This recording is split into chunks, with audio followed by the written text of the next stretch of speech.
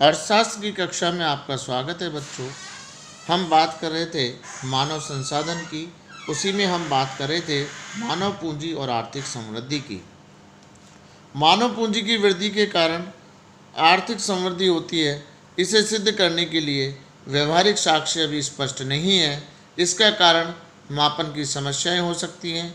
उदाहरण के लिए स्कूली वर्षों की गणना, शिक्षक शिक्षार्थी अनुपात और नामांकन दर आदि के आधार पर शिक्षा का मापन उसकी गुणवत्ता को आर्थिक रूप से व्यक्त नहीं कर पाता बच्चों। इसी प्रकार स्वास्थ्य सेवाओं पर मौद्रिक व्यय, जीवन प्रत्याशा तथा मृत्यु दरों आदि से देश की जनसंख्या के वास्तविक स्वास्थ्य स्तर का सही ज्ञान नहीं होता। यदि इन सूचकांकों का प्रयोग कर विकसित तथा विकासशील देशों में शिक्षा व स्वास्थ्य स्तरों में और प्रति व्यक्ति आय में सुधारों की तुलना करें तो हमें मानव पूंजी के परिवर्तनों में साहचर्य दिखाई पड़ता है, किंतु प्रति व्यक्ति वास्तविक आय में ऐसी कोई प्रवृत्ति स्पष्ट नहीं होती। दूसरे शब्दों में विकासशील देशों में मानव पूंजी की संवृद्धि तो बहुत तेज हो रही है, किंतु उनको प्रति व्यक्ति वास्तविक आय की वृद्धि उतनी तीव्र नहीं हो रही जितना मानव तर्कसंगत है। मानव पूंजी और आर्थिक समृद्धि परस्पर एक दूसरे से प्रभावित करते हैं, अर्थात एक जहां प्रभावित उच्च आय स्तर पर मानव पूंजी के सर्जन का कारण बन सकती है, तो दूसरी ओर उच्च स्तर पर मानव पूंजी निर्माण में आय की समृद्धि में सहायता मिल सकती है बच्चों। यानी हम इस पैराग्राफ से समझें कि ये उचित पैमाना किसी चीज़ का नहीं है कि अगर किसी देश में शिक्षा का स्तर बढ़ेगा तो आर्थिक समृद्धि बढ़ेगी। ऐसा कितनी होगी, कितना होगा, कितनी लाभ होगा, इसका सही तरीके से मापना संभव नहीं है। इसी प्रकार स्वास्थ्य सुविधाओं पर जो खर्च किया जाता है तो उन सुविधाओं से कितना लाभ मिला, कितना नहीं मिला, इसको वास्तविक रूप से हम व्यक्त नहीं कर सकते।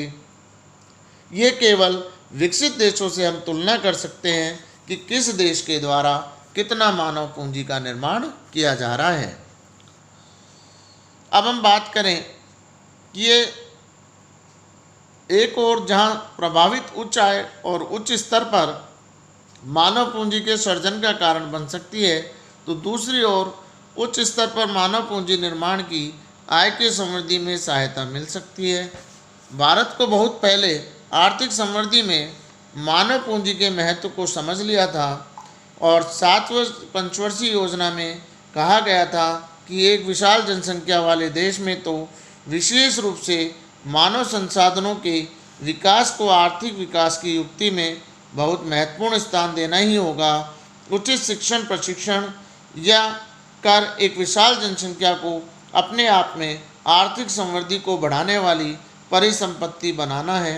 यानी भारत में इसको पहचाना गया बच्चों, और 7वीं पंचवर्षीय योजना से इस पर विशेष ध्यान दिया गया कि भारत जैसे देश में मानव पूंजी को अगर अच्छे से काम में लिया जाए, इसे उचित रोजगार दिया जाए, तो भारत एक विश्व की शक्ति बन सकता है।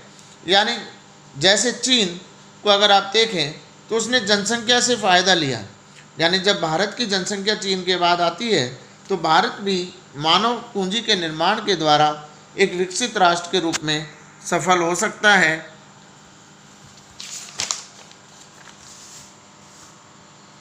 साथ ही ये वांछित दिशा में सामाजिक परिवर्तन को सुनिश्चित कर देगी। मानव पूंजी, शिक्षा और स्वास्थ्य तथा आर्थिक समृद्धि के बीच कारण प्रभाव संबंध का स्पष्ट निरूपण कठिन होता है। यानी मानव पूंजी का शिक्षा और स्वास्थ्य पर सीधा सीधा संबंध को व्यक्त नहीं कर सकते बच्चों, इसका निरूपण करना कठिन होता है। ये दोनों क्षेत्रों के साथ साथ संवर्ध हैं। संभवतः प्रत्येक क्षेत्र की समृद्धि से दूसरे क्षेत्र की समृद्धि को सहारा दिया है।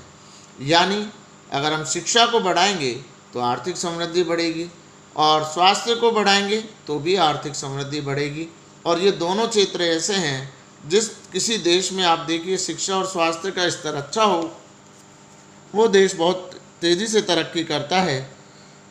हाल ही में भारतीय अर्थव्यवस्था पर 2 स्वतंत्र अध्ययनों ने इस बात पर बल दिया कि भारत अपनी मानव पूंजी निर्माण क्षमता के कारण बहुत तेज़ी से समृद्धिशील हो पाएगा।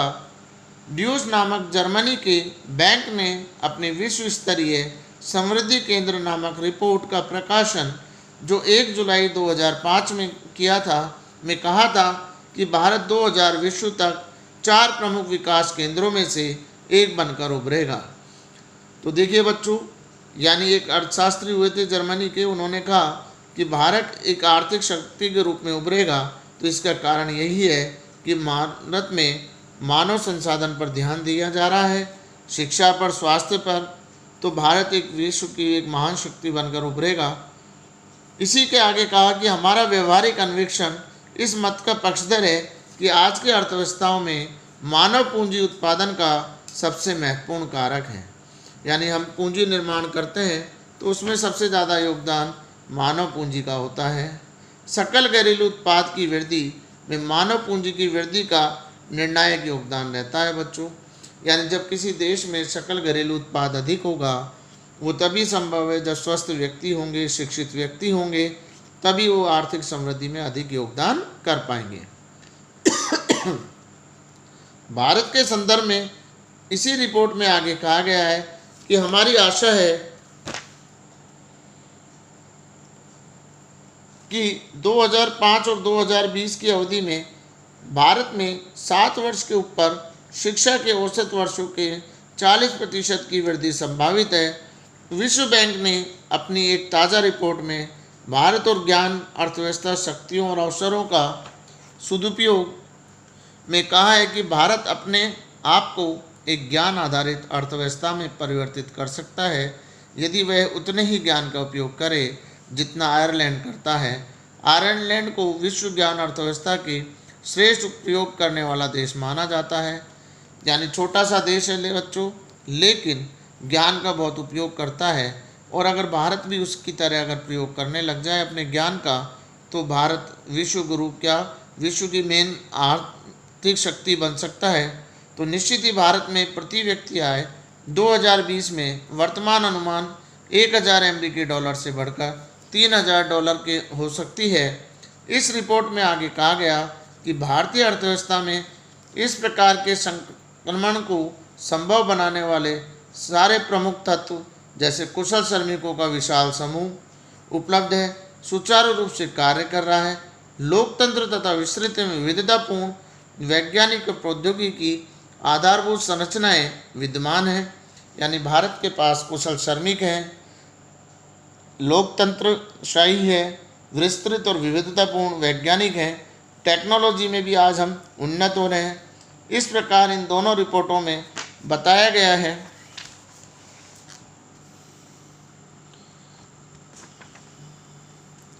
कि भारत में आगे चलकर मानव पूंजी निर्माण ही अर्थव्यवस्था को आर्थिक समृद्धि के उच्च पद पर ले जाएगा।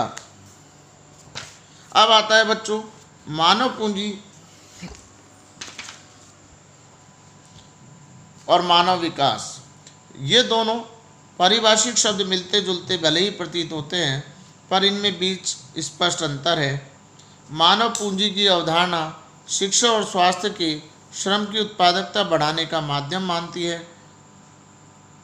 मानव विकास इस विचार पर आधारित है कि शिक्षा और स्वास्थ्य मानव कल्याण के अभिन्न अंग हैं। यानी किसी भी देश में बच्चों शिक्षा और स्वास्थ्य का होना बहुत ज़रूरी है, क्योंकि जब सब लोगों के पढ़ने लिखने तथा सुदीर्घ स्वस्थ जीवन यापन की क्षमता आती है, तो तभी एक ऐसे अन्य चयन करने में सक्षम होता पाते हैं जिनको वे महत्वपूर्ण मानते हैं। मानव पूंजी का विचार मानव को किसी साध्य की प्राप्ति का साधन मानता है। यह साध्य उत्पादकता से वृद्धि का है। इस मतानुसार शिक्षा और स्वास्थ्य पर किया गया निवेश अनुत्पादक है अगर उसमें वस्तुओं और सेवाओं के निर्गत में वृद्धि ना हो। मानव विकास के परिप्रेक्ष्य में मानव स्वयं साध्य भी है बच्चों, मानव साधन और साध्य दोनों भी है। यानी अगर आप किसी व्यक्ति को शिक्षित करोगे तो वो उस पर किया गया व्यय उत्पादक व्यय माना जाता है बच्चों, क्योंकि वो आगे अपने कार्य को श्रेष्ठ तरीके से करेगा।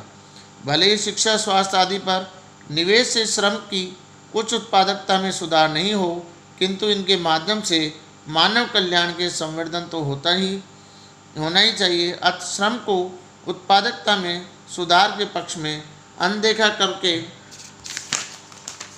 हुए हम बुनियादी शिक्षा और बुनियादी स्वास्थ्य सुविधाओं को अपना अलग महत्व हो जाता है।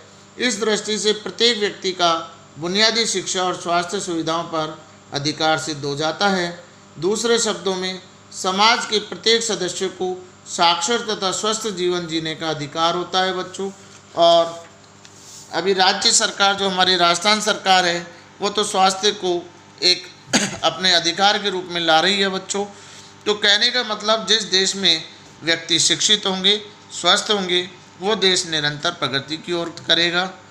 अगर आपको कोई परेशानी हो, कोई समस्या हो तो बच्चों आप विद्यालय में आकर संपर्क कर सकते हैं। धन्यवाद।